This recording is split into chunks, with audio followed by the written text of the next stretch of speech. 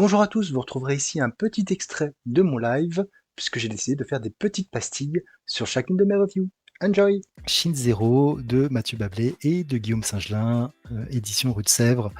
Alors ce tome, voilà, je l'ai récupéré en médiathèque, je l'ai lu en médiathèque et dans le manga shop dont je vous parlais tout à l'heure, je l'ai récupéré pour 1€. Shin Zero, qu'est-ce que ça raconte?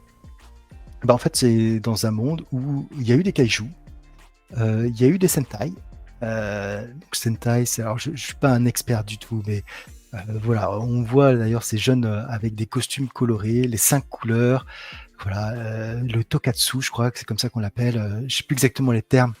Je sais que Neo avait fait un un très bon résumé de tout ça dans un épisode d'Ex Libris. Voilà, donc en gros, la vague des Metal Hero, des Bioman et autres. Voilà, sauf que une fois qu'ils ont vaincu les kaijus et qu'il n'y en a plus, qu'est-ce qui se passe?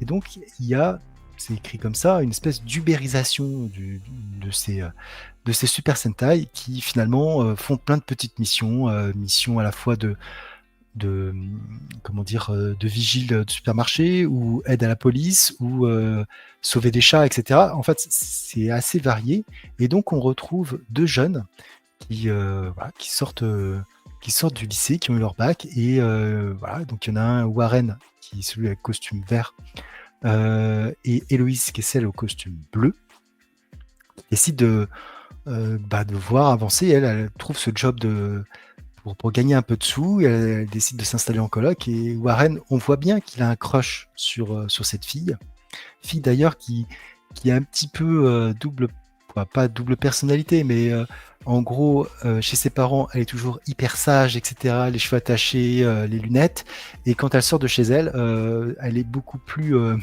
elle est beaucoup plus relaxe.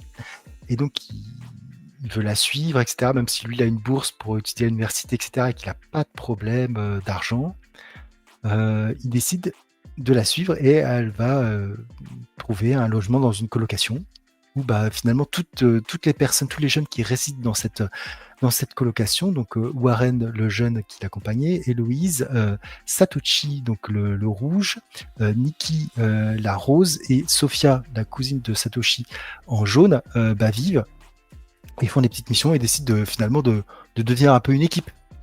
Voilà. Et il y a le Satoshi, le rouge, qui lui, alors lui, c'est un sacerdoce d'être un Sentai.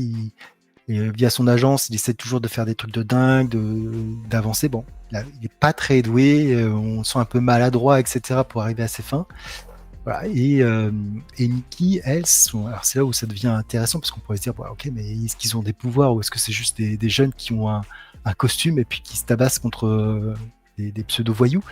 C'est là où il y a toute l'intelligence du récit, c'est que a priori, il y a eu quand même à un moment donné des pouvoirs. Et Nikki, sa grand-mère, elle, faisait partie des premiers Sentai, et donc qui souffre d'ailleurs de syndrome post-traumatique, dans le sens où elle est à l'hôpital et son corps peut grandir sans contrôle, etc. Donc il y a eu des pouvoirs dans ce monde, mais maintenant, voilà, les Sentai sont vraiment... voilà, c'est l'ubérisation via des applis de services, on peut les avoir, etc. Et graphiquement, alors c'est Singelin qui dessine. J'avais pas été, je vais mettre quelques planches d'ailleurs parce que hop, je n'avais pas été trop fan de Frontières, que j'avais lu de lui, où je trouvais que tous les personnages étaient trop uniformes, ce qui détonnait un petit peu avec le propos. Là, je trouve qu'on a vraiment des personnages qui sont tous différents et avec cette technique de colorisation intelligente, dans le sens où on a comme vous pouvez le voir, des touches de couleur pour les costumes. Donc on n'est jamais dans le noir et blanc, on est toujours avec des petites touches de couleur, et je trouve que ça donne un style très particulier, qui permet à la fois de bien voir les personnages et surtout qui donne un style hybride plutôt intéressant. Je trouve qu'il graphiquement il est vraiment bien. Il y a vraiment quelque chose dans le graphisme.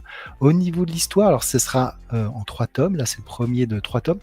Il y a des choses qui m'ont plu et des choses qui m'ont moins plu.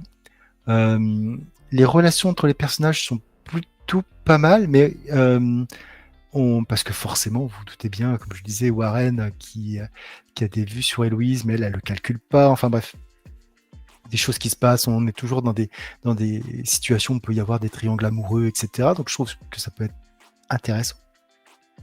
Mais il y a des choses qui m'ont un petit peu plus gêné sur les réseaux sociaux, c'est à la fois moderne, très actuel, je dirais, les dérives des réseaux sociaux et autres.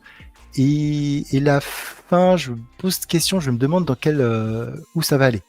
Je trouve qu'on est quand même dans quelque chose où je me dis, mince, c'est pas un coup de cœur, j'ai passé un bon moment, j'ai trouvé ça intelligent et bien dessiné, mais voilà, j'espère qu'on n'aura pas le tome 2 dans un an, quoi. Faudrait vraiment, vraiment avoir plus de sorties pour vraiment apprécier et savoir ce que ça va donner au fur et à mesure.